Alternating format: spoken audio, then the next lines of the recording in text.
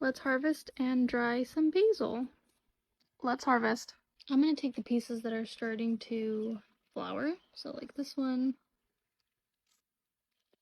And yeah, it's raining, but I have to get this done. Take some of the green basil. Okay, it seems like I'm harvesting a lot, but I promise there's always more to harvest when it comes to basil. Now I'm just gonna rinse it off. I'm gonna wash them off because a lot of pieces have dirt and sticks and stuff on them. So let's do that. I rinsed them off, and you guys, this smells insane. Basil, the scent of basil is so strong. It smells so good.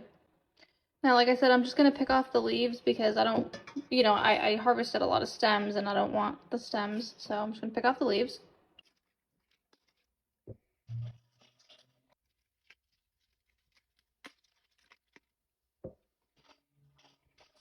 So this is what we're looking at. We have the green, the purple basil, and these are the stems that I'm not drying. Okay, my basil have been here drying for a few hours. They're pretty dry. I think I'm gonna start up the hydrator now. This is my dehydrator. I pull it out every time I need to use it, but as the summer approaches, I'll probably leave it on my counter since I'm gonna be dehydrating a lot. Now, I don't think I'll fill up all the trays. Probably just 3, maybe. Now I'm just gonna start to place the basil on the trays.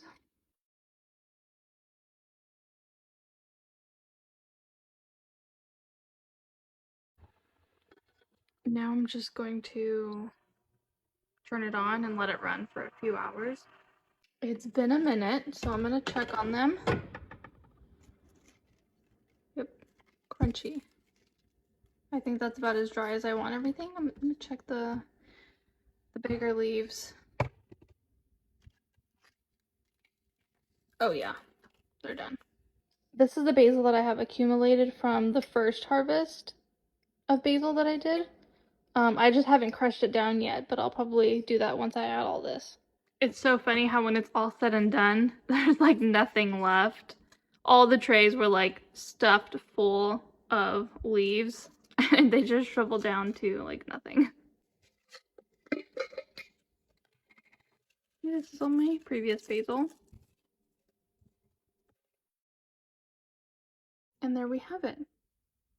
I'll probably crush it down to be even finer later on, but while I'm in the middle of the season, I'll just keep accumulating it.